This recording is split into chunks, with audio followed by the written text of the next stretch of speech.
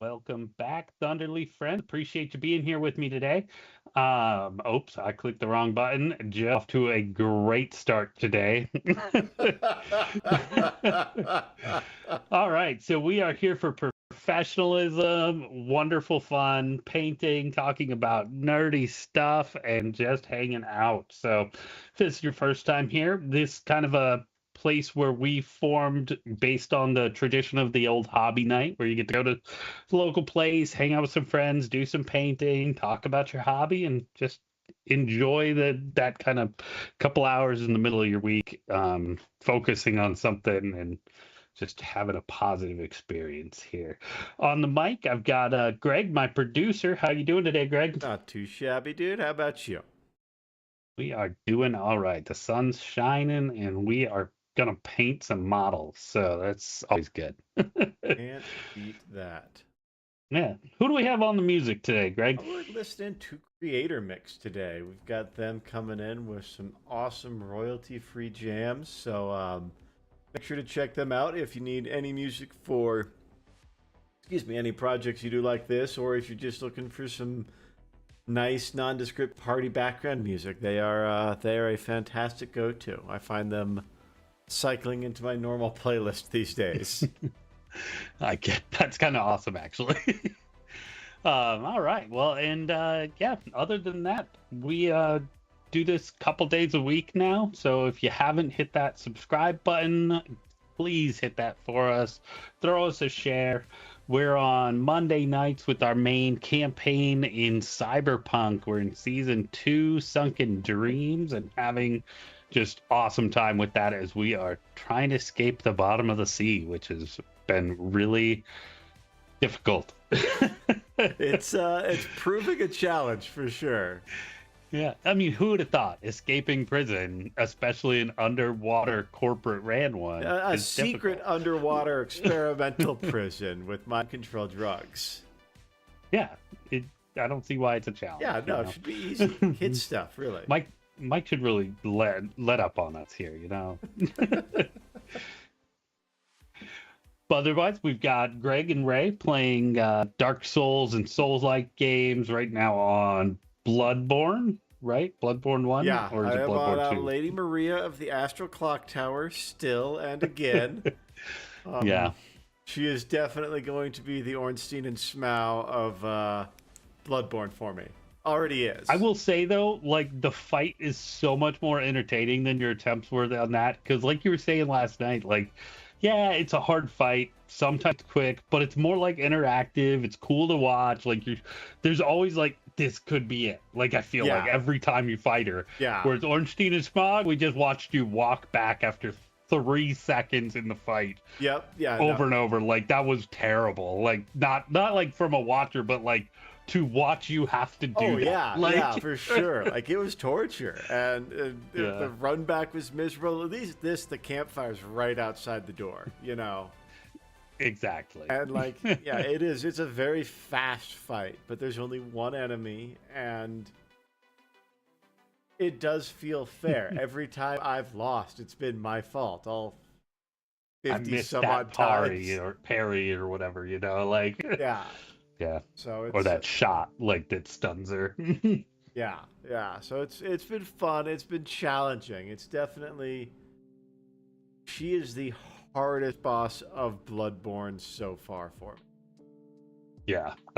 I love that you took a break. You're like, I'm gonna go fight this other thing, and it was just like 13 seconds, killed that boss, done now. Like Yeah, that boss. The last time I tried him, he had just schooled me, just trounced me, and so I thought it Oh, was yeah? gonna be at least an exciting fight or something. And I go back, and yeah, no, dude was just like, okay, that was. Like- I had more trouble with the hunter. Yeah. Like I actually had to like scroll back a little bit. I was like, wait, did he kill a boss? Like I was like looked away and missed it. Yeah. I'm like, Erk. Yeah, no, it definitely did not feel like a boss. I had to go back or I didn't have to go back, but like the hunter that I ended up fighting later in the stream was way harder than the boss I fought. But that's the way it goes. What's up, You know, sunshine? that's kind of Dark Souls. Hey, what's up, buddy? Some folks say she's the second hardest boss in the DLC. I would definitely believe that. So, how much more do you have left of that game after that? Like, you got to be getting close. I don't have much from what Ray's saying. Like, I think maybe a half dozen bosses left. That's not much. No, yeah, you're pretty much there. Really, really not. It's probably going to be one of those things that happens real quick. One DLC and 3 main story bosses. I love that. I love that the people who watch you just know. Like that's amazing. That's since I've started playing Souls-like games, I've said this every single time. It's the community of people around these games is so deeply passionate, so awesome to see them displaying their passion and their knowledge for it. Yeah, definitely something I was totally like blind to. All right, so let's get into painting here. So we are painting the Chaplain in Terminator Armor and getting pretty close to done with him, actually. And which is great because, as I'm sure some of you are aware, we got some new things on the horizon for Warhammer as of yesterday. So yeah, yesterday they had a lot of announcements for 11th edition 40K, bunch of new models, pretty cool stuff on the horizon. So if you're excited about that, definitely let us know in chat. We're here for it. I'm cautiously optimistic. Is this sort of like when D&D comes to a new edition? It's model or rule updates and some new like errata and stuff, new lore. Yeah, usually like they try and update the lore each edition. Like some big event usually happens, and something like that. I'll be honest, I usually miss all that, but always comes with like a whole new like faction update or like a big release of a handful of models all at once, and then a whole new rule set or like a revised rule set. So yeah, it's just kind of one of those exciting moments in the hobby where like, oh, what's it gonna bring? How's the game gonna change? Sometimes it's pretty drastic. Like other times, it's not so much. But yeah, Sunshine it sounds like this one's can be a top-down game change. Yeah. Yeah, sounds like this one's gonna be pretty big. I'm interested to see where it goes. I think the game's in a pretty good place right now, despite the fact that I'm terrible at it. So there's always change, and it's one of those games that like, it's popular in this like competitive place, but at the same time, it's a type of game that no matter how much they say they want to balance it, I don't know that drive is really even a thing. I think any game that talks about balance, and it's a great thing to talk about, but a balanced game doesn't drive the meta. And that's it exactly. Like, and not only the meta, but the sales chart. Well, I mean, let's be real. That's yeah. obviously without saying. For Games Workshop, you got to drive the sales. Yeah. But I think, there's something to be said for a slightly or intentionally unbalanced situation. But the closest analog I have for a new edition is going from 5 to 5/5 in Dungeons and Dragons. And I'll be honest, by that point, I was playing entirely at home games, and I was like, you know what? I already don't follow the rules that much, so don't impact me none. Dude, I DM'd the game, and I couldn't tell you much. Like, I know big picture some of the changes, but like, whether I'm playing 5th edition or 5.5 or just Donnie edition at this point is always up for debate. Yeah, like back when I was running public games, I was running 5e because that was right before they started dropping 5.5 stuff, And like I was making sure to follow the rules because it was a public league game. Any of the games I run, and if you guys watch any of the shows where I've run games, you know that the rules are just a vibe, man. Style over substance. Yeah, I think it's when you look at all of the people in Thunderleaf, it's no surprise at all we landed on Cyberpunk. Yeah, Like it definitely has fit us pretty well, for sure. Like, we are very style over substance players in all of our games, all in our own unique ways. And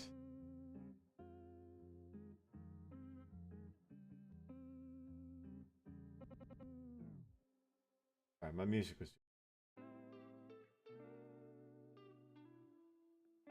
Yeah, you're totally right, Sunshine. Like, the game has to drive people interest to buy the new thing. And yeah, by doing that, you have to make it playable. But at the same time, like, that new model better slap. Like, Yeah. otherwise it's just like, eh. And like from a capitalist, from a company profit standpoint, I understand why like a Wizards of the Coast or something is going to try and start delivering D&D as a service. Why they want to make it a subscribable service. Like that's how you guarantee income as a company anymore. But yeah, and I don't think we should be afraid of that either. Like, it's just that they got to provide enough to make it worth it, like, and accessible enough. Sunshine saying New Orc Biker is pretty cool. ALC, what's going on, friend? We are doing it. What's up, ALC? But yeah, I mean, like I've yeah, the orcs are sweet. I've paid for subscription game services pretty much all of my life, and it always is that make it worth it, and I'll gladly pay you for the experience. Yeah. And I think it's when I start to feel like I'm just paying out money to even participate in this hobby, not to actually like get something good out of this hobby. Like, that's where it crosses that threshold. Like, and that's what's kept me kind of out of the wargaming space, and B, where I'm worried Wizards is taking D&D is see, and I think that's one where the opportunity is not going to happen. Because in the end, people just don't need them. Like, there's so many systems. Like, exactly D&D has existed so long. Like it's... Oh, you want to charge? I'll just play the old system and use the new books and, like, story. Yeah, especially with OSR, with the OSR being out there. Yeah.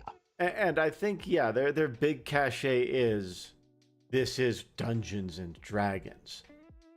But if they do try and make it so you've got to have a paid Beyond account if you want to play in a modern game. Okay, hey, guess what? You just gave Paizo a crap ton of money. Yeah. I mean, Artel Saurian, they put out free content every month. Yeah, they definitely kill it with that. So it's always interesting, when you can buy supplemental versions of that, but the core of the content's free. And it's interesting to look at how the different companies handle that. Yeah, like that's actually one of the big announcements Games Workshop did, was that they're integrating a lot of the stuff people use what is essentially a free app for right now into their own like proprietary app, which right now gives you access to like all the official rules, all that updates and things like that. But you did have to buy your like codex for your army to be able to access the rule sheets for them in there. Okay. On top of a monthly subscription. Like, now their monthly subscription includes a lot of other things. But you've got to buy the physical army, and then you've got to buy the codex for your army. Exactly. Like, that barrier to entry is pretty steep. It's already pretty steep, and that's just jacking it higher. Exactly. What's up, Joe? How's it going, friend? Thank you for joining us. Hey, how's it going, Joe? But yeah, it's like I've said this a number of times. The price, the cost, that barrier to entry, is absolutely something that's kept me out of Warhammer and wargaming in general. For sure. Like, it was the biggest thing for me for the longest time. And like, there are ways to do it on the cheap. Oh, Like, especially if you with like start, tabletop simulator and stuff like that now. yeah, like that, you're exactly right. It's gotten much more accessible cheaply in some of those ways. But yeah, it's exactly Sunshine. If you've got a 3D printer, then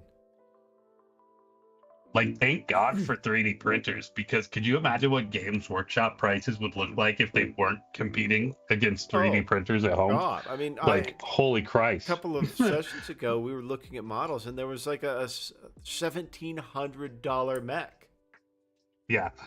and it's just like, I'm sorry, but that's literally the same plastic my throwaway fucking quarter machine toys was made out of. Like, yeah, it's better. And honestly, that one in particular, those ones are notoriously the worst quality models they make. Like, which is so those like, if those I drop resin $1,500 on something and it doesn't work, like, it should build itself and then drive itself at $1,500 for an arm. Like, yeah, for a toy, for a non-mechanized, non-motorized toy, that's unacceptable, quite frankly. yeah. Like, To be honest, though, those pieces are more like trophies, yeah, they're because like, they're not even usually like at all relevant to the game. no, So they're not at least like putting like, look, you can pay to win here. yeah, it's like, On look at my that. Citizen watch, look at my Beamer, look at my Mercedes, that sort of thing. Exactly. Now look at my $1,700 Mac. All you're going to do, because if you do more than look at it, it'll fall apart. Don't touch it.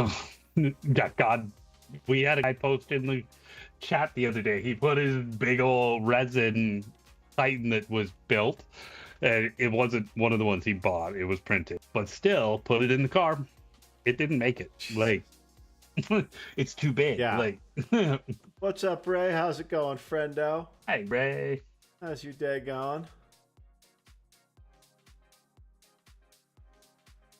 Yeah, it's just so many different things. And like, I like the idea of subscription-based services. I use them all the time. Like, I've got Netflix, I've got Game Pass and stuff, and like so many millennials, it's a structure that I really, really enjoy. But also, it's getting worse than like the cable package era at this point, Oh God, yeah. where it's you've got to access all of the different services to have the life you want to be able to have. You've got to have all these different subscriptions and stuff. Like, even if you want to support artists, that's a subscription-based model. We do that here. Yeah. Check out our Patreon. Gets you access to our Discord where we chat about stuff like this. But yeah, it's everything is subscription-based, and it gets to the point where like you have to start making decisions. What's worth subscribing to?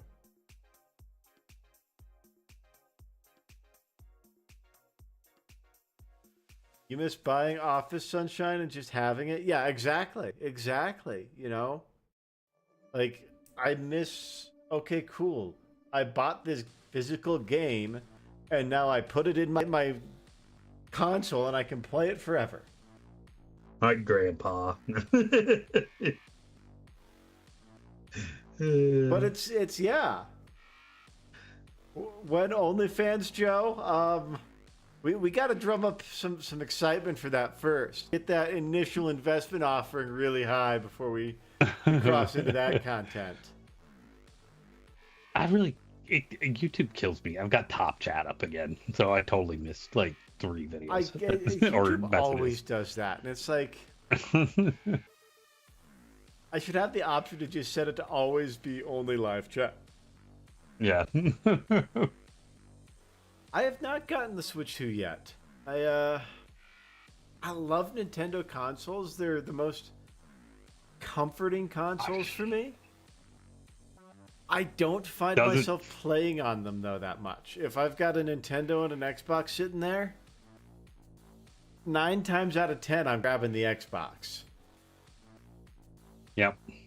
I haven't touched my Xbox or PlayStation in years. I do play by Switch some, but compared to my computer, none. Oh, ALC giving up my secrets. Well, I'm like 90% sure that's not true. There is that 10%. Like, Gotta keep you all on your toes.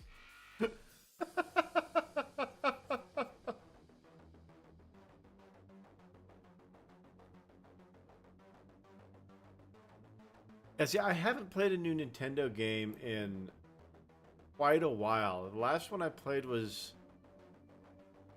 I mean, I definitely played some of the more recent Marios. The last one I remember playing though was one of the new Kirby games. And well, considering the new Nintendo game I'm playing is a re-release of a 20-year-old game, yeah, that there's an argument that why do I need a Switch for that? Like, yeah. Look at this advertisement for Loctite going on right now. New games in general, ALC, are gonna be like $80, I think. No, Ray, that is a perfectly reasonable take. You and I have talked about this a number of times, I think, on our show, but introducing... I've tried so much to get through that game, and I can't do it. Yeah. Introducing a durability mechanic into a Zelda game was detrimental.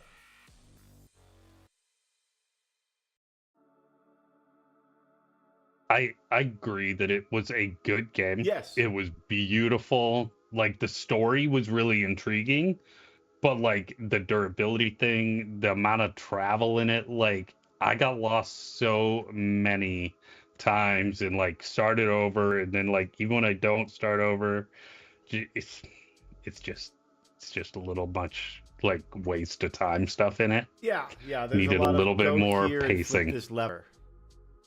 Yeah, and then a lot of like, oh, did you find that random one-off leaf in the middle of nowhere? Like, but like I love Zelda games. Like, look at that, he's so pretty. he's looking so good, dude. Link's Awakening will always be one of my like top 10 games. You know, and Twilight Princess is always going to be up there. But yeah, Breath of the Wild was so good. was just, they tried so to do big stuff with a Zelda game that a Zelda game shouldn't be.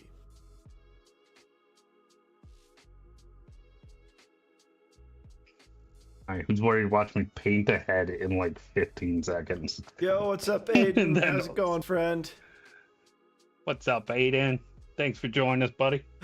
Ray, I have tried Lawn Mowing Simulator. Sunshine Got has 1,000 hours played. Like, we should get a farming sim farm co-op going. I try those farm sims every time they come up on Game Pass. That's because ALC, you don't get to use a sword in Lawnmower Simulator. It's much more satisfying to cut grass with a sword.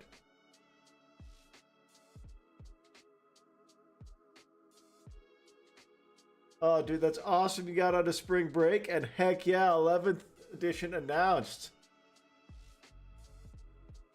yeah, we were just talking about that, in fact. How's your feeling about some of the announcements there, Aiden? Anything in particular excite you or make you nervous?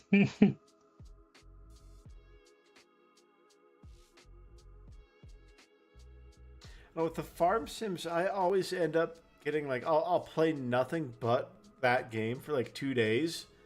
And then it's like, I really don't feel like driving in a square for 40 minutes, and I never pick it up again.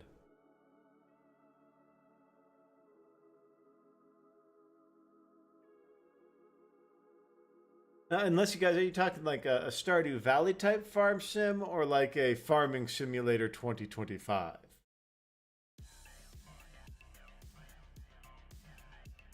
The very different vibes.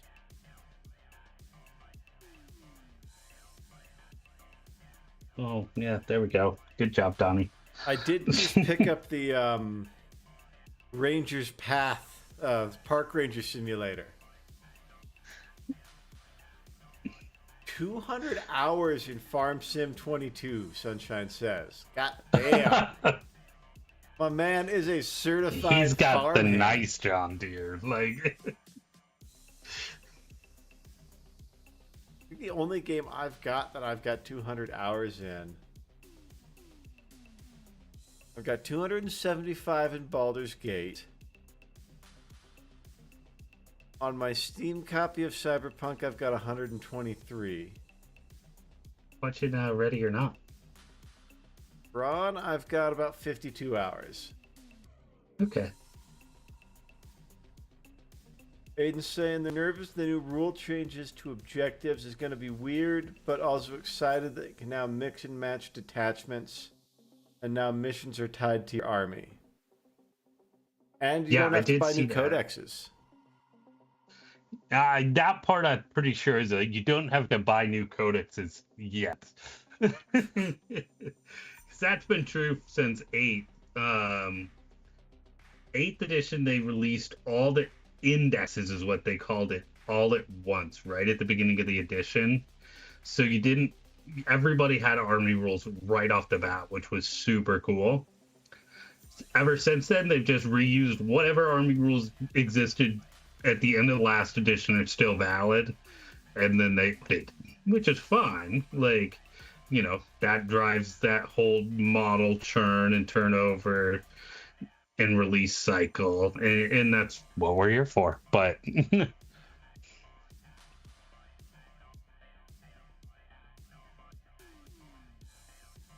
I'm also a little nervous about I'm actually nervous about the detachments part. Like, I can't keep track of my rules anyways. Like, I don't need it more complicated. Like,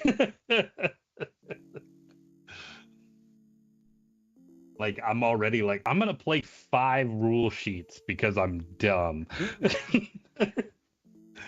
Meanwhile, Sunshine's out here like, I've got 30 different units and they all do everything, and Donnie's gonna get stomped. I say that lovingly because Sunshine knows he's an amazing player. Let's see, what did I miss here? Let's pick me. Monster Hunter. Wow, you played that much Total War? That's crazy. But dude, those are rookie numbers. How do you get that display up? Your hours played display in Steam.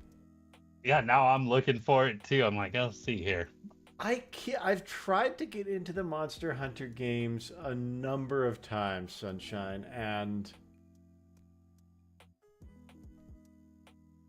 again, they will hook me wicked bad for about a week, and then I will not have any interest in picking them up again.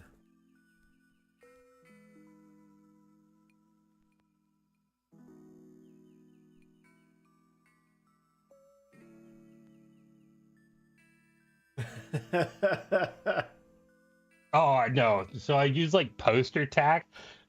It doesn't do the trick. Yeah, it's pretty terrible. I'm glad you all get to watch that. It's so funny watching them sit next to my desk do that too. All right, where's the drop down? I've got the drop down. Where's the like buy hours? Hardware support. Played. Where are you finding that?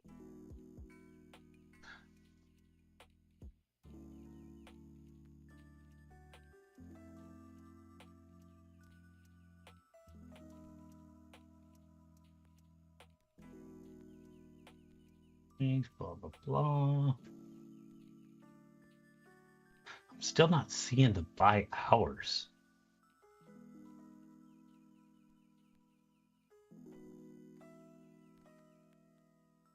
I haven't even seen how it got to display like that. Right? But you and I spend the rest of the chat of the stream doing. Yeah, this is the stream now. Y'all just watching me stare at my computer. Sort by. Oh, I see. Where we at? So right from your home, when you're in the library, you have all your games up, and then right at the top center of the screen, and like where the library is, all the games showed.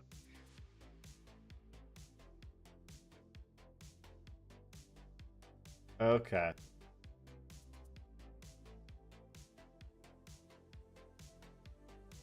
Let's see here.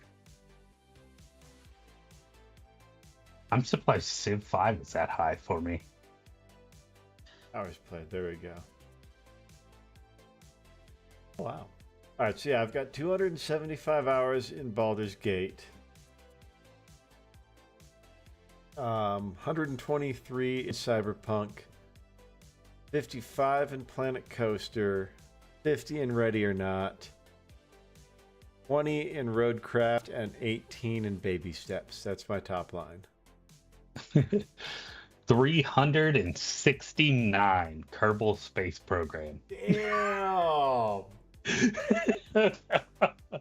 335 in Cities 2. Oh, wow.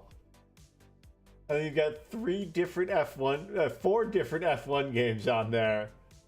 With, Jesus Christ, dude. Your F1 game's over 500 hours. I have no idea. I had to have left it up a fair amount, but still, yeah. Like, I know a lot of mine comes from that. Dude, Ready or Not, I mean, let's be real, that doesn't happen that much. Yeah. I remember the first time Ray and I were playing that. Yeah. We still talk about the club level when you turn the music off. Like... Oh, is it just haunting? Yeah. Yeah. Oh. Yeah, that was a very, very well done map. Also, I feel like that map for the club level was modeled off of the club from John Wick 2. I can totally see that. Exactly. You know what's Joe, funny, cell though? Phones. I go down to my next level of the most played games. There's another F1 game. My man, you might have a problem.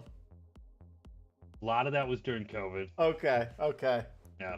And then the other part was like, I was working nights. So like a lot of games were like, they got to be things that I can invest time in, like pretty independently. Fair. And hitting a race game where you're just doing the same race over and over, like mastering that corner. Like, sort of like a Souls-like. it honestly, yes, 100%. Like where you're mastering that one fight, that one encounter. Yep. Even the porn mansion was dark. If you look at what's in the basement, if that's the map I'm thinking of, Joe.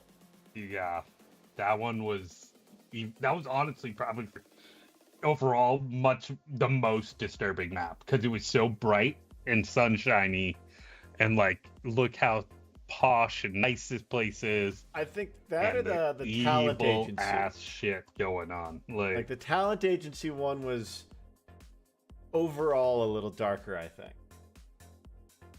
Yeah. But it was a good game. Like, oh yeah, I'm actually working on finishing the campaign right now because. Oh man, that's dark, Joe. Yeah, I saw that Sunshine 100% on both of those. That's freaking impressive, bro.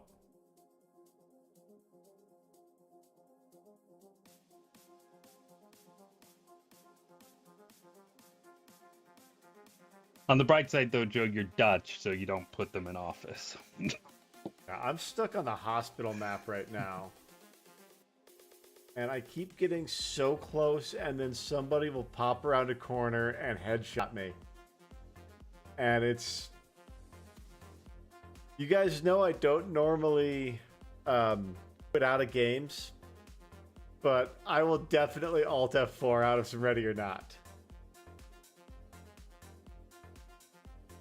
I love that the spectrum of games that you will Alt F4 off is Ready or Not and Overcooked. Yep. Those are the only, like... I don't know why Overcooked gets me the way it does, but my God. I was dying. It was so funny. Like, our man here crashed out in Overcooked in about 5 minutes. Oh, it was bad. It was so fucking bad. Like, nope. Just gone. Yeah, no, I hopped on, I joined him, and literally 5 minutes went by. I was so fucking flustered and confused and stressed out. I would love that map, Joe. But yeah, I damn near threw my controller. I'm like, nope, fuck this. I'm out. You guys have fun without me. I'm done for the night. It was so funny. Oh, yeah, it was fucking hilarious, man. Like, I have respect for that. Like, you know, yeah, not you. Like, not here for this. Like, this is not how I'm spending my fun time. ALC's dunking on me. Even her and her wife play that one. Yeah, her and her wife play that game well. Me and Jen, on the other hand, drove both of them nuts playing that game because we are not playing that very well. Ray and I tried it with Ray's friend Adri once, and Ray and we didn't realize we were stuck in the tutorial for about half an hour. That's great. We were sitting there, we kept doing like 2/3 of the loop that we needed to do to finish the section of the tutorial. And we're like, why isn't this advancing? What the fuck is going on? Finally, Adrian joins us. She's like, why are you guys still fucking around in the tutorial? That's pretty awesome. Yeah. Kim and I don't get along very well. Ooh, restart all the levels except one. That sounds like a story. Those games they're hard for me, man. They are. Like, I've worked in a number of real restaurants. I was about to say, what was her name? And you know who I'm talking about. Because if you're talking about restaurant hell, there was one waitress that made her life hell. Oh, God, yes. She was, I can't remember her name. No. My lifetime waitress. And God. I got along with her famously. You and her just butted heads. Sally. And it was always Was it Sally? I think it was Sally. Well, we're going to say it was Sally. Oh, my God. Yeah, no, her and I just did not see eye to eye on anything. Like, I could fill up a glass of water wrong in her eyes. She loved me. Oh, yeah, no, she adored you. You could do no wrong. So that's me and my dad's superpower is making old women love us. I think part of the problem is my mom was her boss, so she thought I was, Nepo baby. The nepotism that lets you become the line cook at a small failing restaurant. Yeah, like super fucking Nepo baby right there. I wasn't even paid minimum wage at that job. I wasn't wait staff, but I was paid wages. That sucks, dude. I definitely was paid real money. Like, I got paid. I mean, it was 2003. It might have been 2003, yeah, 2004. Yeah, and so real money was like $6 an hour. Yeah, but I was definitely getting paid a little more than $2.13 an hour, but it wasn't. I was in let's just call it a gray area when it comes to child labor and taxes and reporting. Yeah, we're outside the statute of limitations, right? Let's be honest, that business is long gone. So That's true. good luck. And the guy who ran it is also long gone. So. Is he Oh really? yeah, like 4 years ago.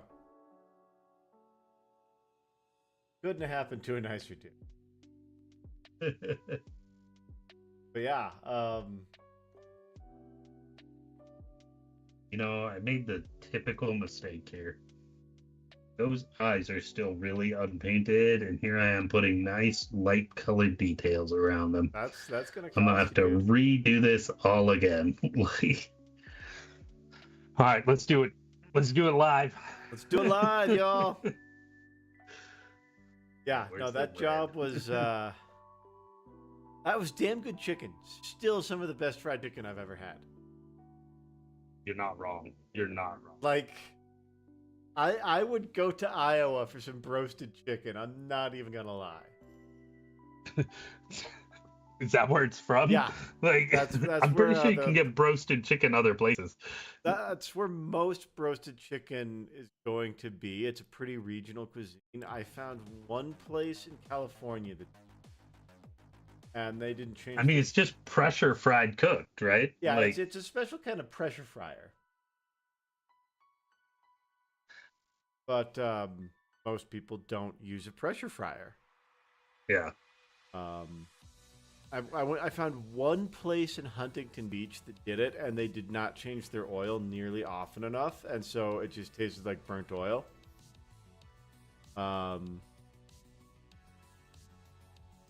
There's no... Wendy's pressure fries their chicken?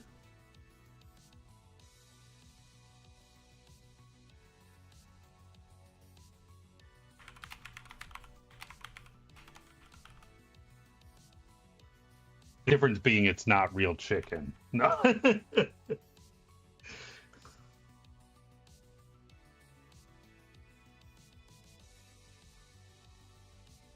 Huh. Looks like Wendy's does use some pressure fryers. Interesting. I had no idea. Yeah, I think that's part of the reason people don't use the pressure fryers very often, Sunshine, is they can explode. I definitely got burned by hot oil heat? plenty of times. I had no idea that. Especially if you're throwing, frozen chicken to them. Yeah, yeah. Now at Okoboji, we didn't use frozen chicken though. No, we didn't.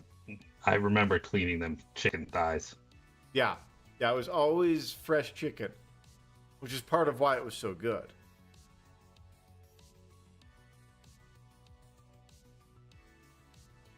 Yeah, no, you gotta hit that release valve before you open the top. Otherwise, all that pressure's going out all at once, and somebody's gonna be getting a new face. Do I have tweezers right here? That's wild. I had no idea that Wendy's used pressure fryers, and now I kind of want to go get some fucking Wendy's. I do have my tweezers, thank goodness. I really love the way that the pressure fryer did the fries, though. You know those little, we get the little red Idaho potatoes, the small kind of spherical ones, and we chop them into eighths. And oh, you look so cool. Oh, that's badass, dude. And then they get really crispy on the outside, and they'd be like mashed potatoes on the inside. Yeah, Sunshine, that's crazy. Working one of those with zero training. Like, I was about the same. I'm pretty sure you trained me. Yes, but that's more than zero training. Like, I might play idiots on TV all the time, but when it comes to safety we were 17. We were still idiots. And that's fair, but like with safety stuff, I am as little of an idiot as possible. Greg, I'm pretty sure we rock climbed with no ropes at that point in our lives. Oh, no, cell phones. It gets better than that. Like... Without telling anybody which fucking backwoods ass canyons we were going up. Yo, yeah, because we didn't know. Yeah. Like We would just drive until we're like, that looks like a good spot, then hike up some fuck ass draw and climb free. like never like we're not talking like, rock walls, but still like Enough where you could fall and dome yourself and it would be a problem. exactly. Yeah, no. But yeah, no, I got a couple of hours from the boss, or not even a couple of hours, like probably half-hour total training from the boss. Like, never ever open it unless you flip this switch. Here's how you drain it and clean it. Never open it unless you flip this switch. Because you remember him. He was not a fun man to work for. I never had to work with John, right? Jeff. That one Yeah. was Jeff. I don't think I ever worked with him. Okay, yeah, no, he was... I one time got dressed down and almost fired because I washed a dish by hand instead of putting it in the dishwasher. We had a dishwasher? What's that? We had a dishwasher? It was a really tiny little, like, 2 cubic square foot one.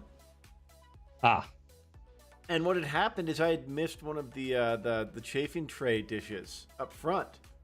And I had already started the dishwasher, but I hadn't drained the dish sink yet. And so I just grabbed the dish. It was the last dish in the store, literally. And I hand washed it real quick. Yeah. And the boss comes back and he's like, what are you doing hand washing? We're supposed to dishwash all the end of night dishes. I'm like, dishwasher had already started. I found it. Meh, I'll just wash it by hand. And he looks at me and says, what's that mean? Meh. I mean, it means whatever, no big deal.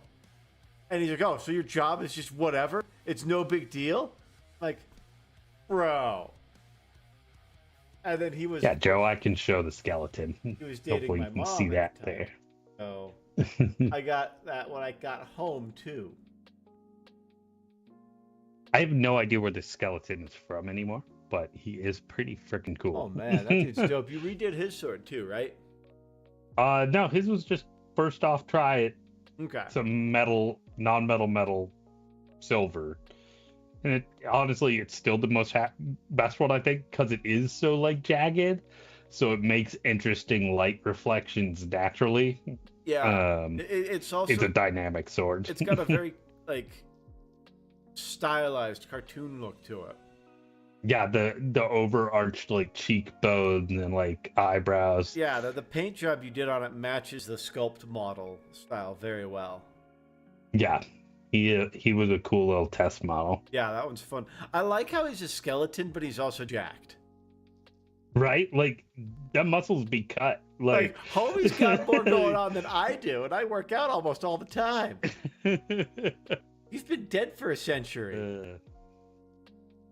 I bet you he juices. He juices. Then we got the lions coming along super well. Dude, that every single time I see that dude, he is just more and more impressive, dude. Like, no metallic paints on that shield. Like, so nice. Like, yeah.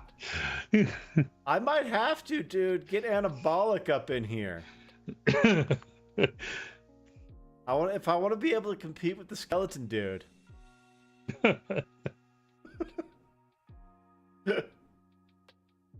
Yeah, the cloak looks so good. It looks so naturally, like, the volume on it looks right. Yeah.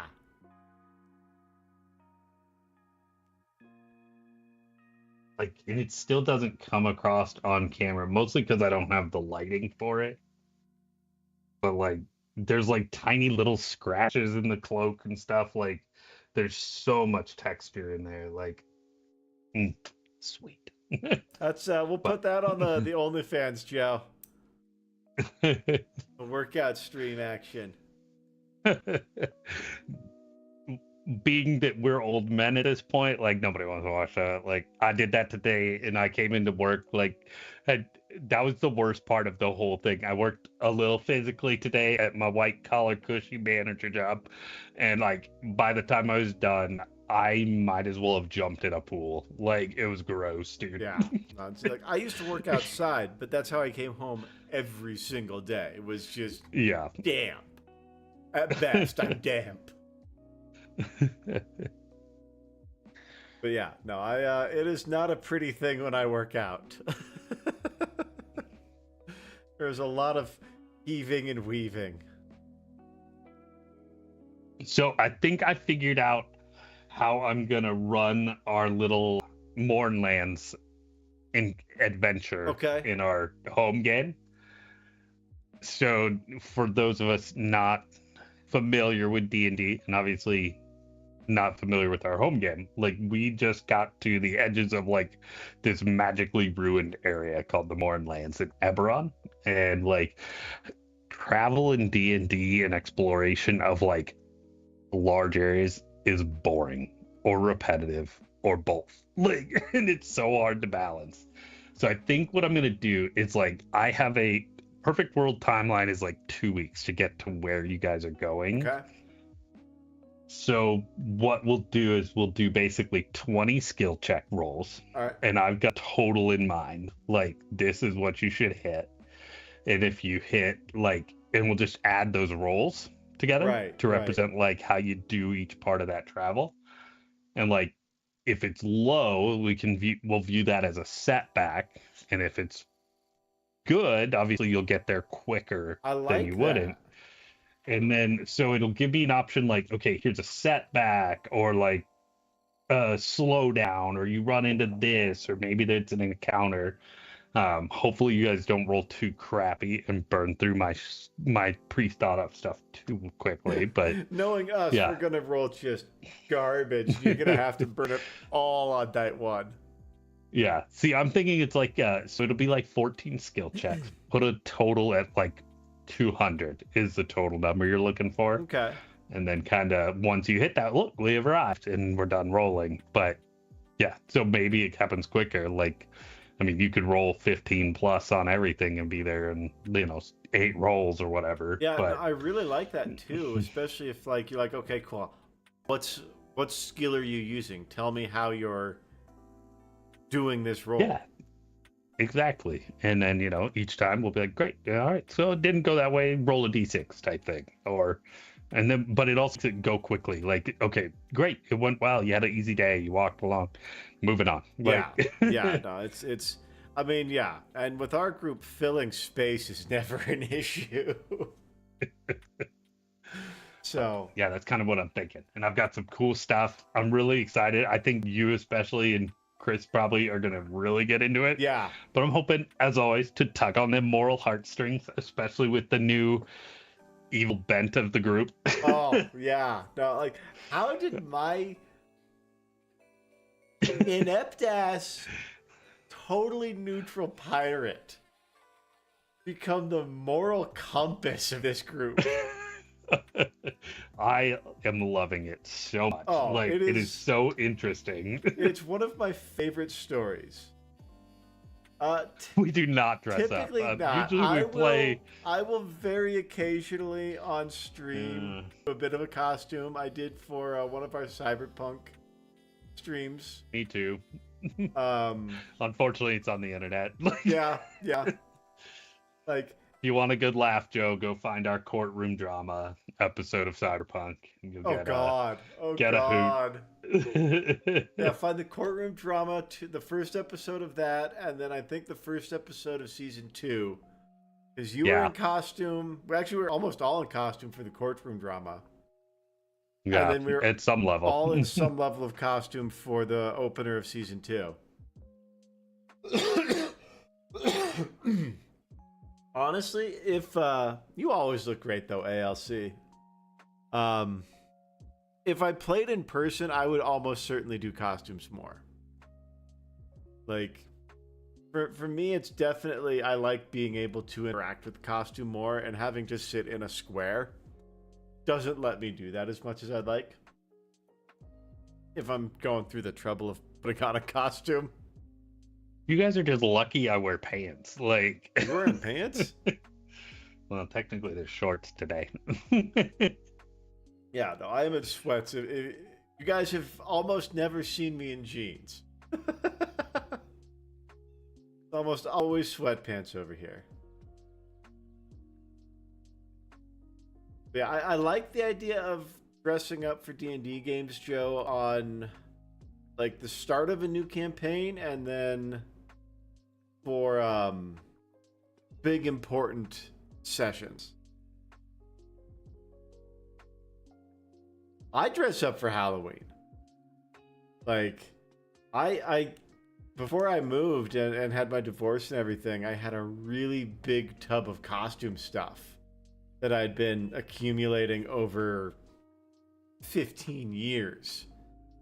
I have a Charizard onesie and a dragon thing onesie. Nice. That about counts for my extent of costumes. Yeah, I had all sorts of different tunics and shirts and stuff. I had pants for medieval costumes. I had zombie costumes with torn up shirts and bloody pants and stuff like that. I had wigs and prop jewelry. Come on, just a little bit. Joe is disappointed in your costume selection. Oh my gosh, I'm so dumb. So dumb. Yeah. So glad that didn't backfire. So much extra gray paint on my Sunshine, I now. definitely have been considering a sword. Like, I definitely want a sword, and if I could get some actual legit armor, I would. If you're into swords and armor, check out Todd's Workshop on YouTube. He does some really, really, really cool reproduction work. And they do testing, too. This really cool series of videos, I think I've talked about it a couple of times, called Arrows versus Armor, where they actually used period-accurate arrows built the way they were versus period-accurate armor to figure out exactly which arrows were effective against which armor and stuff. And it was very cool to watch. Hey, Greg. I'm gonna be golden, sir. You're gonna what? I'm gonna be golden. You're gonna be golden? Yeah, it just came on my playlist. Ah, gotcha. Okay, print it for yourself, Sunshine. That's the way to do it. If you're going for just decoration, that's the way to do it. I was talking with a friend about doing some sword training for fitness and fun.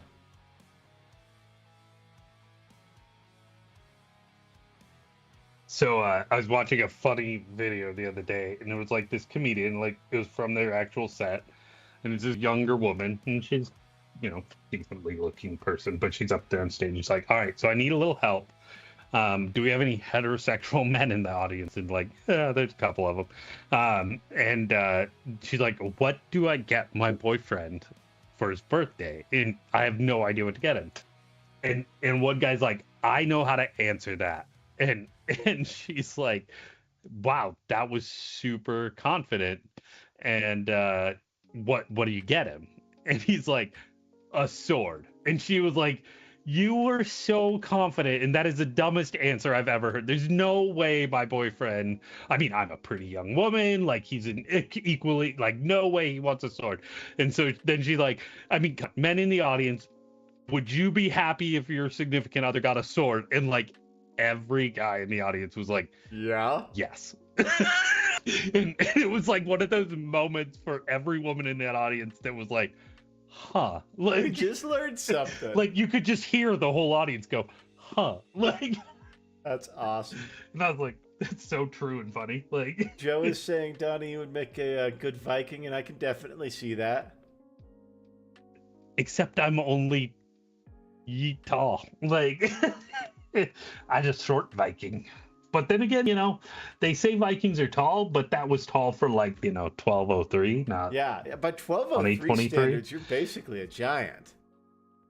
I'm definitely at average, at least, if we're going by that standard. But let's face it, if you're looking for that 6-foot man on Tinder, my wife would not have found me. Like, Yeah, no, I think Mike might be the tallest of us. Yeah, probably. Because I am by quite a margin, in fact. Well, you're pretty tall too, I'm Greg. 5, like you're flirting with 6 as we before had your a back good injury. day, I'm 5'11" Yeah. and a half. You know? Most days I'm 5'10" and 3/4 on my chart. All right, so let's show y'all why we keep the brush that looks like this. Ray confirms Mike is a giant. Isn't it weird, Joe, only seeing people from the shoulders up?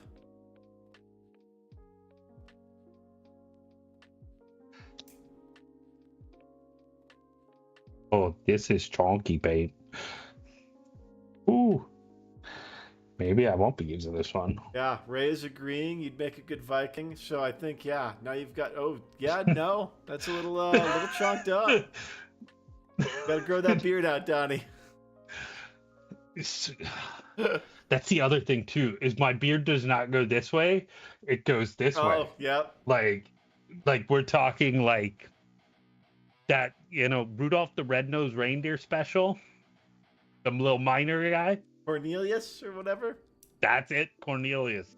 What is it, Cornelius Silverpike or something silly like that? Yeah. No, my beard, I had my beard down to mid-chest at one point. It was Yukon Cornelius. There we go. Oh, Cornelius Yukon. But yeah, Ray knows what's up. I will find a picture of me with full. Let's see. Maybe I have one here. I got access to Google Images. Doing that. And one of me. Horrible beard. Go way back here.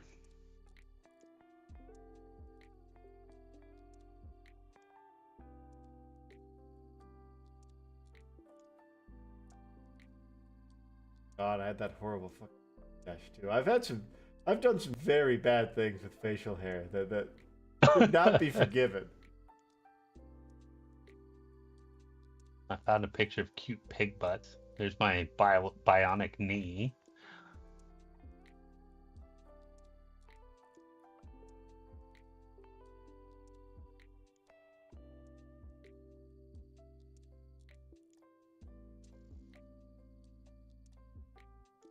Thrilling television, I'm sure.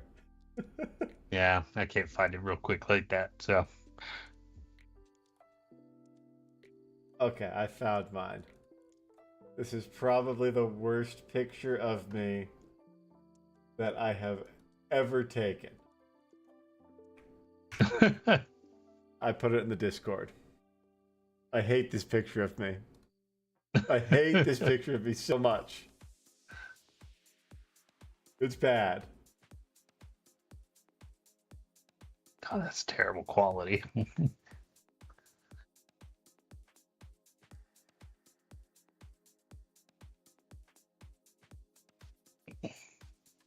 A picture of me as Santa Claus. I used to do that at my old job where I was at the hardware store. Before I was a store manager, I would put on a Santa costume like the day before Christmas and just wander around the store all day. Joe, if I had a way to around. Show this on the chat right now, I totally would. But you can't put images in a YouTube chat. Hey, you can't blame me for making gas expensive. That's my president, not me.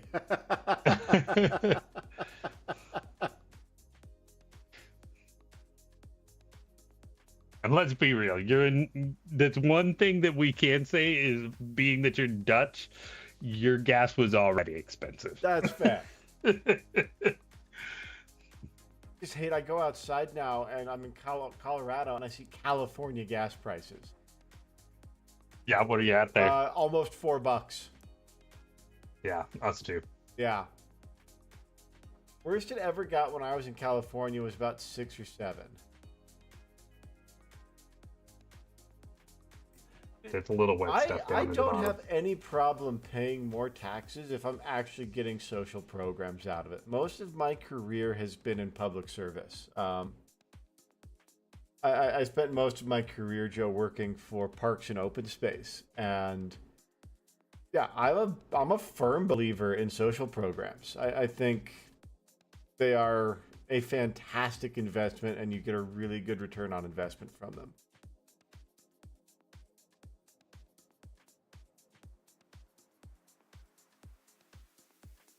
Because why not go into socioeconomics right now, right? I mean, we at least touch on it once a week. This is true. This is true. It tends to be a theme between me and you. Yeah. Trying to fix all the world's problems. Like, it's funny too, because like of the two of us, I used to be like fairly conservative, like in a lot of ways, when we were like in college, and yeah, that has gone so far away. I was too. Like I mean, I was definitely right leaning when I started college, and pretty much as soon as I was introduced to the world beyond my front door, yeah, I was like, oh shit. Okay, cool. There's so much more. And you know, it's amazing that that just happens too, like as you continue life, if you don't let yourself just be like, this is what I do. Like, I mean, I'm in almost at the big 4-0. I know you just crossed that threshold yourself. Yep. And like still just the last couple of years, like I've taken this new job.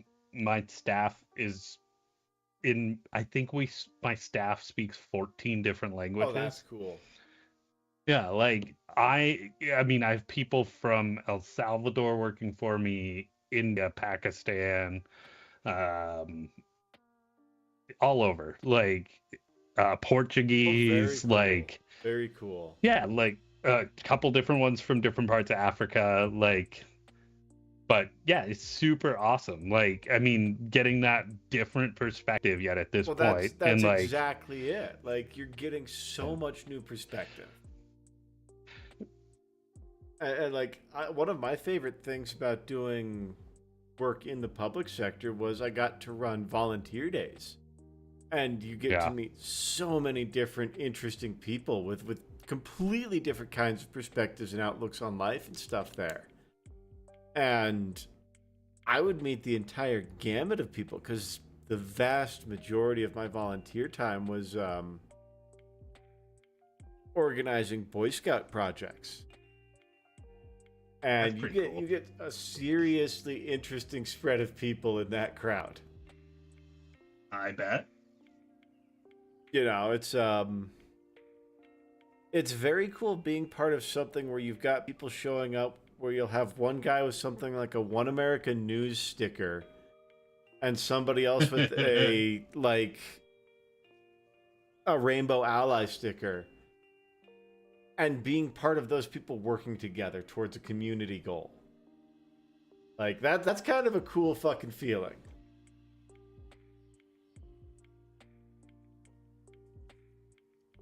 Oh, Joe, it always turns this way with Donnie and I. That's what we were just saying. Is we are both very socially minded individuals, and we both are very passionate people. And so this stuff tends to work its way into anytime the two of us talk. It was actually really funny. One time we were logging into a call for a home game, I think it was. And somebody was talking about healthcare. And I had been logged into the call, and I was going off on a tangent. I was on a tear. And nobody was saying anything to me. And then somebody said, man, you know Greg's not here because otherwise he would be just going off on one. That was me that said it too. Like. That's right. And then I realized I was on mute. I had like this 20-minute political diatribe entirely muted. Oh. Yeah, Donnie could pull off a Karl Marx for sure. Beard definitely has that radius. That beard I definitely could rock.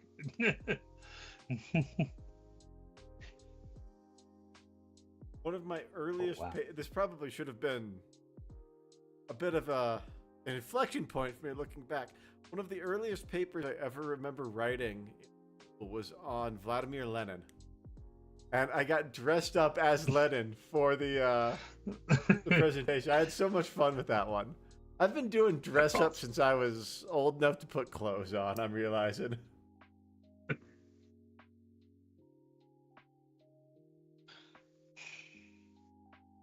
Yeah, I learned a little bit of Russian. Was a bad boy. He was the bad boy of communism. Actually, no, that was Stalin. He was a very bad boy.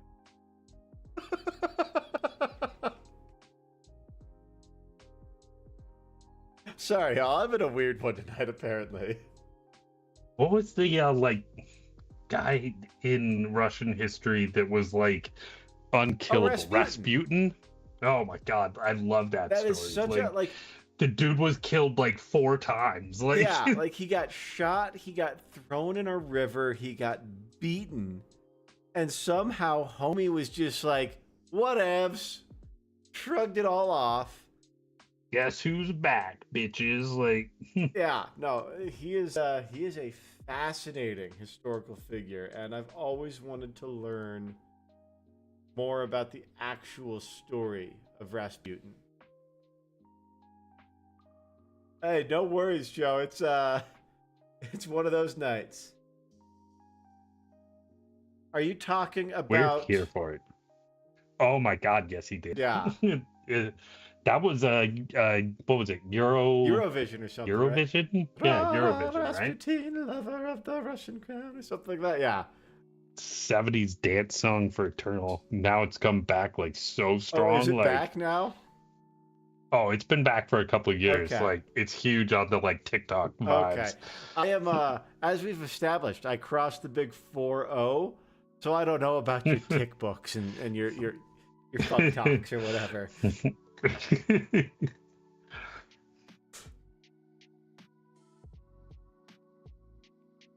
I have never watched Eurovision. I've heard a lot about it, but it has, as an American, unsurprisingly escaped me. I've definitely watched, I've never watched a debut of them, but I've definitely watched best of type compilations of it and things like that. That's just kind of like an America's Got Talent, but for all of Europe, right?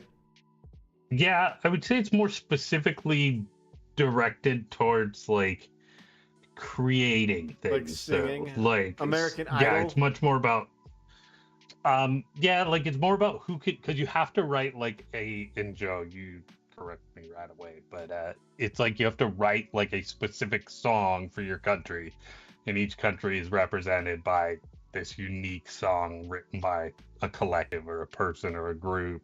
ABBA was a product of Eurovision. Okay. God, so Eurovision's been around for a minute then. Oh yeah, it's been around for a long time. Europe. Yeah. Yeah. Back when Europe wasn't a thing, Eurovision was. Yeah, there's definitely some eccentricity. Yeah, I've got to imagine a talent competition that big has to get some people going for that what the fuck factor.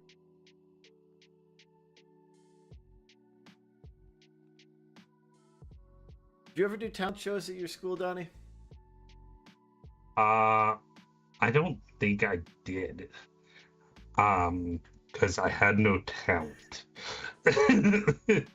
Not that translated to doing it on a stage, and even less confidence about it. Yeah, yeah. I also did not do talent shows, but I had a friend who was the yo-yo master. Who was that? This was at because you've mentioned it before. This was after I moved. Had to be Columbine. This wasn't at the school we went to together. Yeah, this was at Columbine, right? Yeah. Okay. I don't know if I should share that or not, but you just doxed me. A little bit, because you're still so close to that part of your life. Yes. Like, That does sound like a good time, Joe. Just having some friends over and watching people do ridiculous shit on TV. It's the high school I went to. There was a big bad thing that happened there. yeah, you'll find it. I had a job interview once. And dude showed up like 45 minutes late for the interview. Which was, I should have walked out at that point, but I desperately needed the job. And he looks over my resume. And like literally the first thing he says, he looks at it, the Columbine? That Columbine? And I somehow managed totally to that sit Columbine. through the interview. I looked him dead in the eyes. I'm like, yes, sir. He's like, were you there? I'm like, no. We were close. Like, we weren't far. Like, no. I'm like, no. But I knew people who were. And that shut him up real quick. Ended up getting the job and then quitting. He was exactly the kind of manager you would expect from those opening questions. Dude, I'm loving this model. Yeah, no. Every time I just kind of peek at it, like, I'm like, this is so cool. Like, that skull in the helmet, like, just... Yeah, no, this guy looks... I love this model. This guy looks very sick. Yeah, that with the new shields is just, like, a vibe. Yeah. Like, this dude's carrying his buddy Lenny into battle on his shield. Like...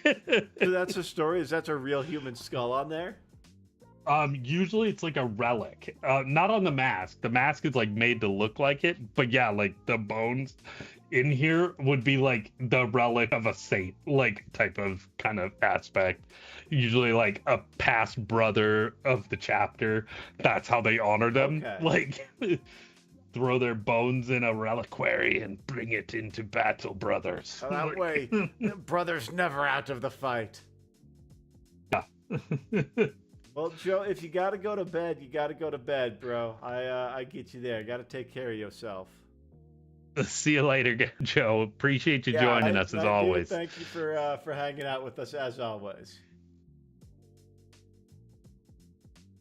And unfortunately, I'm at a point where I'm just waiting on paint to dry. Yeah, it seems like but we've kind of hit that spot. Yeah, so I will probably just quickly wrap up the base pretty much to match this guy here, which is just a real simple basing I use to be consistent. And yeah, we'll be done. So we will probably just call this one a wrap. Now it's time for me to start building more, because I think I did a loose count in my head the other day. I've got 28 models to paint up. Oof. Before June. So okay. You've got to keep a reasonable clip. Yeah, I will not be doing them to this level. No, that's that's some like showpiece level. I think there's 5 that I will paint to this level. Okay. The other 20, 8 maybe. Are those your like leader units or something? So there's 3 more of this guy that I need to paint, most likely. And so I'll paint it to match this, which isn't terrible. And that'll probably be the standard I do for the other guys too. Maybe a little nicer. But, because they're definitely like a showpiece unit for the army, and they'll be led by him, so... Okay. Match that energy, but... Yeah. Very cool, Well, thank you, ALC. Well, yeah, so otherwise, just another shout out. Click that subscribe button, click follow, catch us on our Mondays, Wednesdays, Sundays, when we are on doing all sorts of wonderful things like Cyberpunk or rave reviews with Greg finishing up. Oh God, why is just Bloodborne? God, it was just that one's gone. The end of that one's gonna scream up on me real fast here, I think. it's going to be just like this, where I was like, oh God, we're 30 minutes in and I'm putting the head Yeah, on. Like, yeah, I could definitely see that happening. Like, I get past Maria and, oh shit. boom, boom. Overcooked it is. Oh god. I also have to write on this thing, so I'm gonna screw. Yeah, like I was doing just some like trying to do some like past. I used the little micron pens because I can't paint that level of detail in like straight lines. Honestly, I don't know that I can even bring myself to do it. Like, You know what's really cool that I very briefly thought about getting into is pinstriping. Yeah, where they just run down the car. Like, Yeah. Holy moly. Like, I know again, any kind of painting, it's like 90% technique, but like there's enough talent required that it makes that that 10% is where the difference is. Exactly. But it's you're either a practitioner or an artist. Yeah. All right. Well, I think that's where we're going to leave you folks here tonight. And I will be back next Thursday with a little bit more for y'all and just to hang out and have some more fun. And as always, watch Donnie doing it. All right, y'all. We will catch you on the flip side. Thanks, everyone. Bye.